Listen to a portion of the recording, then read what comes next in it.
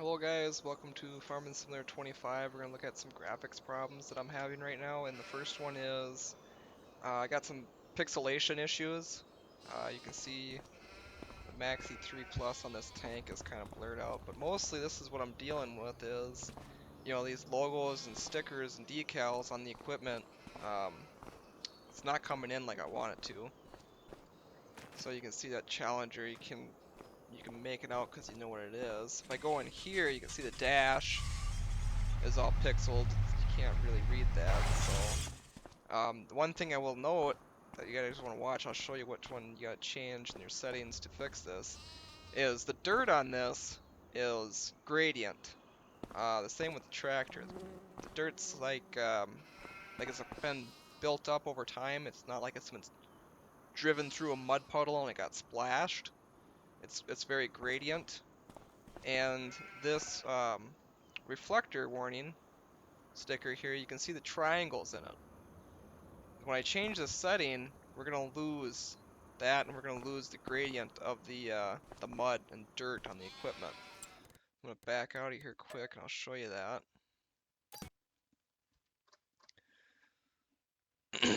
So we're going to go to options, display settings, advanced graphics settings, down to render quality, and we're gonna go to texture resolution.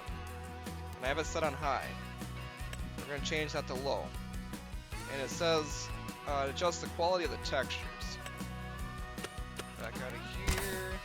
Pop back in. So when I have that set on high, it's trying to pull in high resolution textures. So it's trying to make basically the best quality images that it can make of everything that it can render in the game. And the problem that I have is I don't have enough video RAM on my graphics card. My graphics card has 4 gigs of video RAM. The game recommends 8 gigabytes of video RAM, so I have half of that. So the problem with that is it doesn't have enough there, it can't maintain those images, so then it sacrifices those images. It'll render in a few things like that warning decal with the triangles on it, high quality texture, and the dirt was high quality resolution texture. And so it pulls those in, but then it goes, well, we don't have just enough memory to run everything, so we're going to sacrifice the decals and the stickers and stuff like that. And so when I go over here, you can see the Maxi 3 Plus, the 8410 sticker, and the dirt. Dirt is pixelated now. But you can see the Coon sticker is very crisp, very clean. The dirt's just pixelated. It looks like I just drove through the mud puddle and splashed everything. If I go over here, the warning stickers, you can read them. The Challenger sticker looks very good. Dash inside the Challenger tractor, it's readable. Let's see what's going on. I hop in the pickup. Dash, cleaned up. Looks good. But what we give up is the quality of the texture resolution for the mud and the dirt.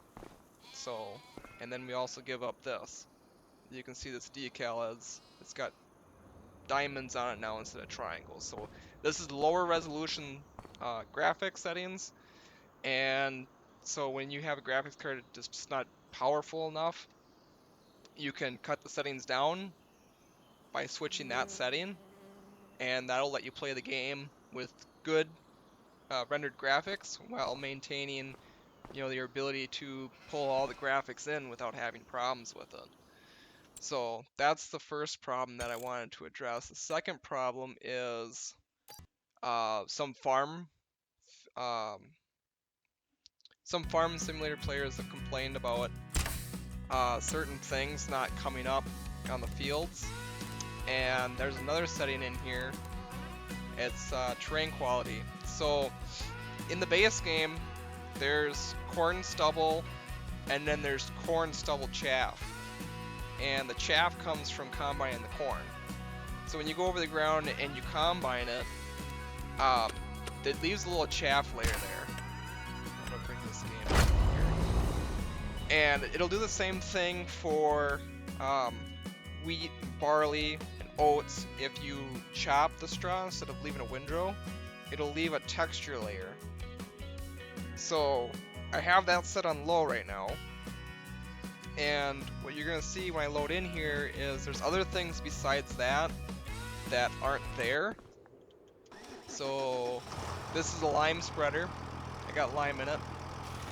Turn on, go forward, and it's spreading lime, but it's not leaving a layer.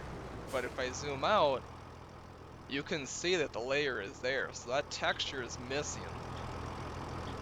If I go to this combine, I combine some wheat, and there's chaff there, but the game doesn't bring it in because I had that setting set on low. So you'll see that change, and then this combine, I combined a little bit of corn here, and you can see that that is gone. There's supposed to be chaff down there, and it's not there. So we'll quit out of this, and we're gonna go in and we're gonna change that one setting for the terrain texture. And what that's going to do is it's going to make the game bring in higher quality terrain textures. We'll go to high. We'll try it at high. So go back in here. Put this back up. So when it loads this in now, it's going to load in those terrain textures. It's going to show the lime layer. It's going to show fertilizer layers. So you know when the ground changes to a darker color, if you don't have the texture set up high enough, you lose that color, and then you lose, you know, your corn chaff and your grain chaff from the spreading. So you can see the lime layers there again. There's the layer around the combine for spreading the chaff out of the back of the combine for the wheat, and there's the texture for the corn residue. So there it is.